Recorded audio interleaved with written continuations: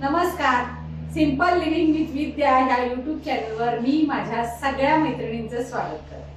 आज ना आपण पारंपरिक असा मसाले भात बघायचा, जो मी फक्त वाटाणे घालून करणार आहे. घरातल्याच साहित्यामध्ये पटकन होणारा असा आता मसाले भात कसा करायचा ते आता आपण बघूया.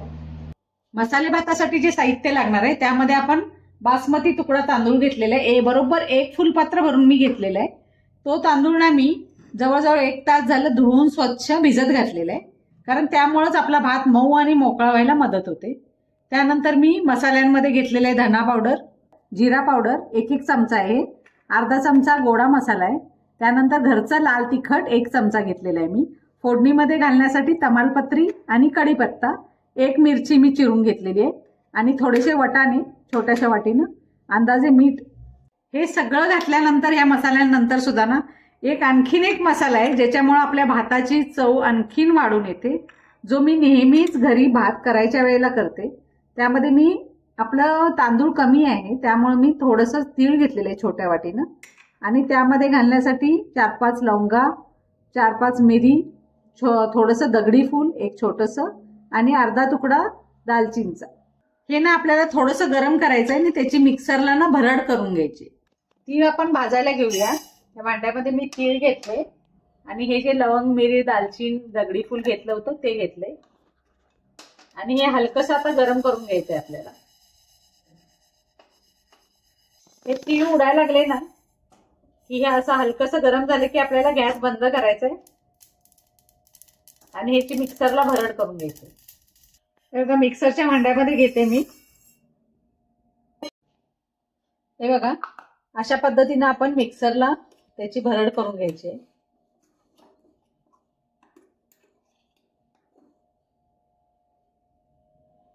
मी ना इथं पाणी गरम करायला ठेवलेलं आहे. आपण 1 फुलपात्रानं तांदूळ घेतलेलं होतं, तर त्याच फुलपात्रानं 2.5 वाटी पाणी मी बरोबर घेतलेलं आहे उकळायला. या पातेल्यामध्ये आपल्याला भात करायचा आहे. त्यामध्ये मी आता तेल घेते. 1 पळीभर तेल घ्यायचं आहे कारण आपलं तांदूळ कमी आहे. सुरुवातीला आपण मोहरी घालून घेऊया, त्यानंतर जिरे, कढीपत्ता, तमालपत्री घालायचं, मिरच्या थोडंसं परतून घ्यायचं, थोडंसं हिंग. हे घातल्यानंतर ना आपण मसाले घालायच्या अगोदर आपल्याला तांदूळ घालून घ्यायचे.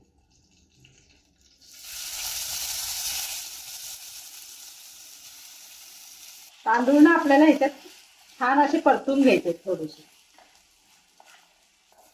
हे बघा आपल्या ह्या तांदूळ जे भिजवलेले होते ना त्यातलं थोडंसं पाणी निघून ते तांदूळ छान असे परतले गेले. आता ना आपण ह्यामध्ये बाकीचं साहित्य घालायला चालू करू.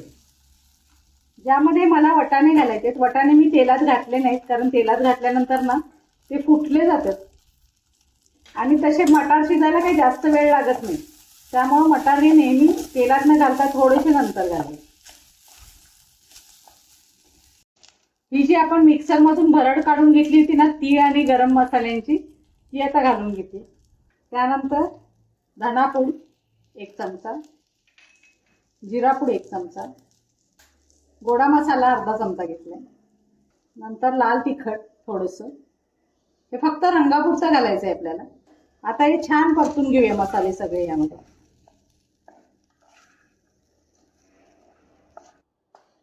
आता मसाले असे मस्त परतले जायला लागलेत. त्यामध्ये ना परतून थोडंसं तेल बाहेर यायला लागले असं वाटलं की मग आपल्याला पाणी घालायचं यामध्ये.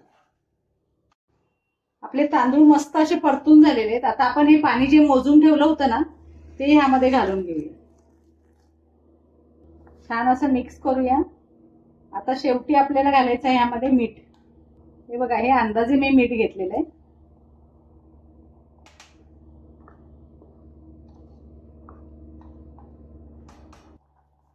भाताला तर उकळ आले चांगली.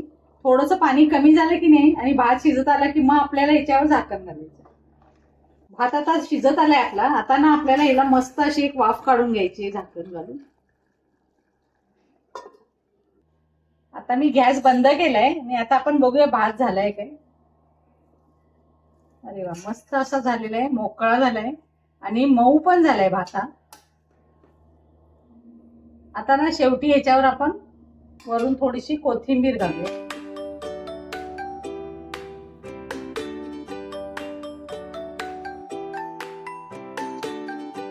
मस्त असं सर्विंगसाठी आता आपला भात तयार आहे.